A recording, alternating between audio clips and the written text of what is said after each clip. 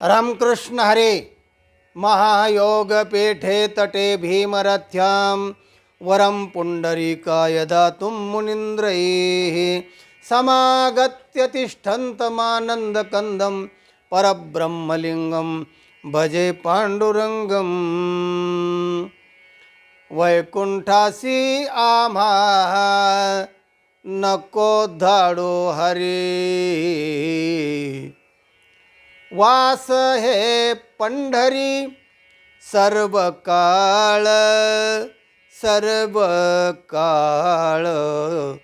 वैकुंठ खोपाट जुनाट झोपडी.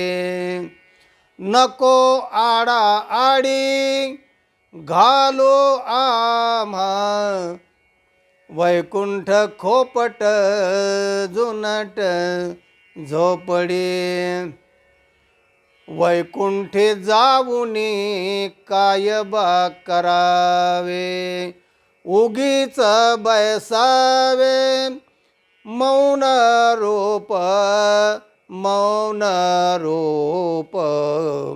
वैकुंठ खोपट जुनाट झोपडी. नामा म्हणे मज येथेची हो ठेवी, सदा वास देई चरण जवळी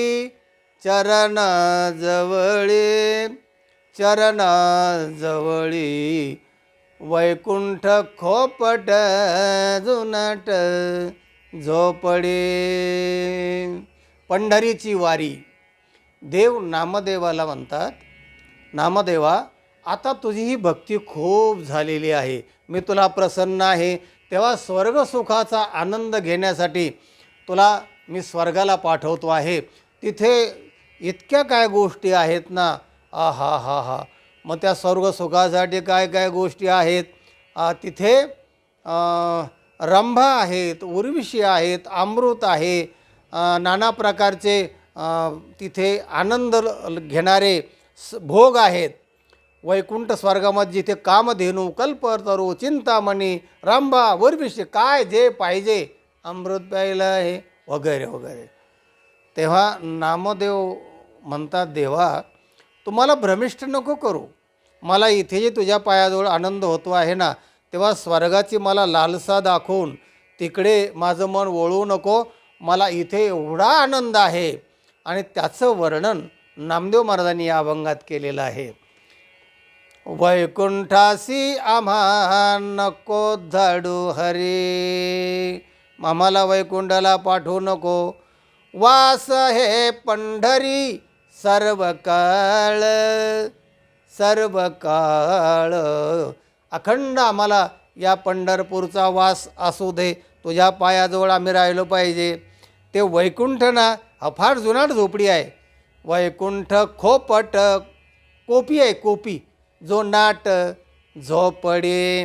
नको आडा आडी घालू आम्हा, आम्हाला तिकडे आडाआडीत घालू नको. वैकुंठी जाऊनी काय बा करावे, तिथे जाऊन काय करायचं. तिथे भजन कीर्तन नाही, तिथे आनंदाचा सोहळा नाही. ओगीच बैसावे मौन रूप उगीच बसायचं तिथे. नामा म्हणे मज येथेची हो ठेवी, सदा वास देई चरण जवळे. वैकुंठ खोपट जुनाट झोपडी. स्वर्गीची भोगभूमी आम्हाला नको, इथे आम्हाला भक्तेचा आनंद. नाचो कीर्तनाचे रंगी, ज्ञानदीप लावू जगे. अशा प्रकारचा आनंद तिथला जरी काय असेल लोकांच्या कल्पनेने, आणि तरी आम्हाला तो आनंद मान्य नाही. तुझ्या पायाजवळ आम्हाला अखंड ठेव, आम्ही इथेच सुखी आहोत, अशा अर्थाचा हा अभंग आहे. तेव्हा याचं तात्पर्य अर्थ आहे की पंढरीची वारी आणि पंढरी ज्या संतांनी पांडुरंगाच्या पायाजवळ राहण्याची इच्छा व्यक्त केली आणि स्वर्गसुद्धा नाकारला, एवढा आनंद त्या पंढरीमध्ये पांडुरंगाच्या पायाजवळ आहे. म्हणून एकदा तरी ते समचरण जे आहे त्याच्यावर मस्तक ठेवून आपलं जीवन कृतार्थ करा, असा या व्हिडिओचा तात्पर्य अर्थ आहे. सज्जन हो, हा व्हिडिओ इतरांना पाठवा, लाईक करा आणि चॅनलला ज्यांनी सबस्क्राईब केलेलं नाही त्यांनी सबस्क्राईब करा. वारीचा आनंद घ्या, ज्ञान घरोघर पोहोचवा आणि भक्तिरसामध्ये तुडुंब अगदी डुंबत रहा. रामकृष्ण हरी.